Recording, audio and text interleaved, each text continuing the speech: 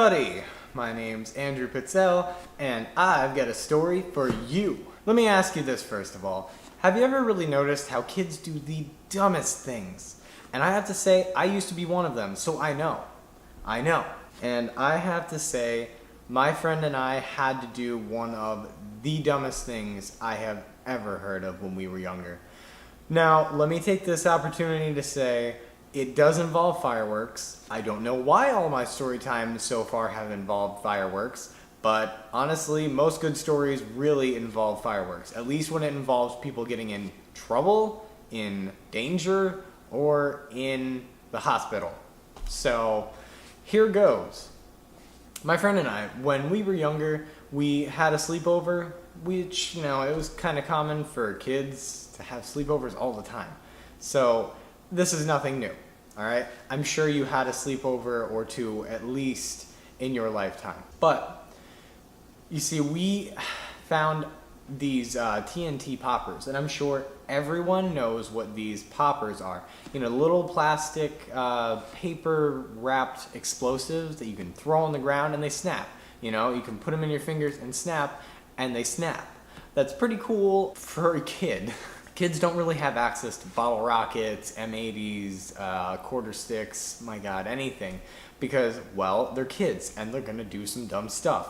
Exhibit A, this story right now. Exhibit B, the stupid kids in that truck. They chased us for half a night. And they wonder why they were never allowed to have fireworks again. I don't know that for sure. Point is, we had really, really low-grade fireworks. Now, when you have really low-grade fireworks, you tend to try and up the ante, at least a little bit, doing some crazy stuff. I don't know, throwing it from greater heights, throwing it farther distances, throwing it into the pool to see what would happen, and then finding them, snapping your fingers, seeing if they would still explode. And then there's us. We had the bright idea to throw the TNT poppers at passing cars. Let me just stop right there and tell you that this was not a good idea. I don't even think I had to tell you that, but just a mild disclaimer here, don't, okay? Don't. That being said, we were throwing the poppers at the cars, and we kept missing. We kept missing, and honestly, I was pretty glad that we were missing, because I didn't want to see what would happen if we actually hit a car. So we were down to our last TNT popper, and I'm not sure which one of us threw it. I'm really not. It was such a long time ago, and it happened so fast, and my memory is trying as hard as possible to block this. It was such a traumatic experience that I don't think I'll ever get over what happened, but the last one that got thrown connected with someone's vehicle, and it happened to be a truck. As soon as it popped against the truck, the tires squealed. Everything locked up as the truck came to a screeching halt. I have to say, I have never been more terrified of consequences in my life. At least from a child's standpoint.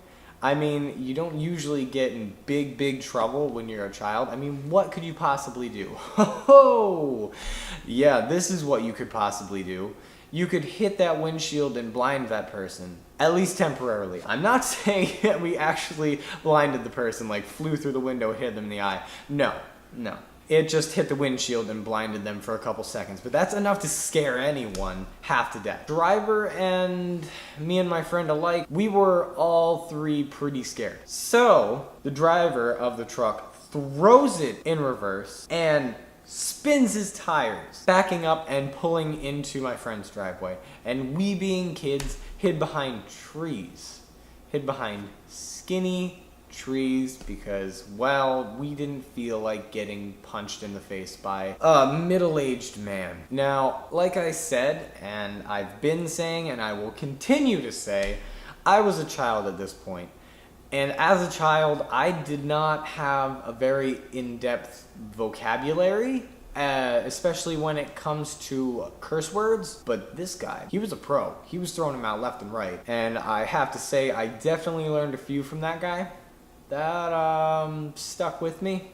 It was not a fun experience having a person stand there and scream in your face about how they're gonna go to the police, about how they're gonna go to my friend's mom. I love how I'm going in an order that seems like it's going from worse to most mild consequence, but you don't know his mom. That being said, the guy finally calmed down enough to say, "You're lucky I'm not gonna go to your parents about this. You're lucky I'm not gonna go to the police about this. I'm just gonna leave and haunt you to this day with these words." Man, was that traumatic. But as soon as he was getting in his truck, my friend's little sister comes out of the front door and gets his mom. I wanted to kill her. Oh my God, I was so mad. I was so almost as mad as that guy, actually. So, moral of the story is don't do stupid things with fireworks. I feel like enough videos exist on YouTube that you should know by now. But here's one more. Here's one more just telling you, hey, don't be stupid.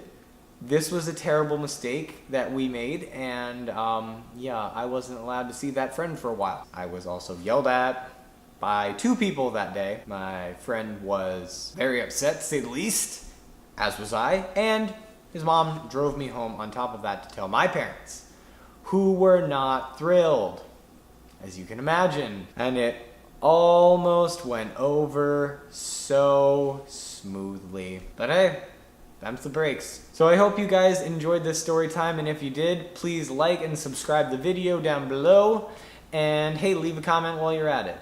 This is Andrew Pitzel saying stay safe and bye.